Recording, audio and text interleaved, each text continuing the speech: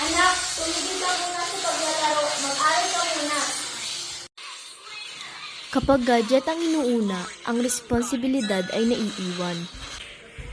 Ang sobrang paggamit ng gadget ay maaaring humantong sa kakulangan ng oras sa pag-aaral na nagdudulot ng mababang score na sa quizzes at exam. Aha!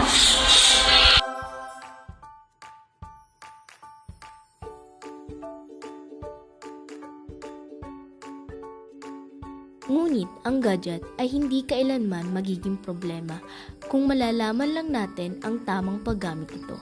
Ang isang simpleng cellphone ay maaaring magamit sa pagkatuto gaya ng paggamit ng Google para mahanap ang mga lessons sa paaralan at panonood sa YouTube ng mga video na may kinalaman sa inyong aralin.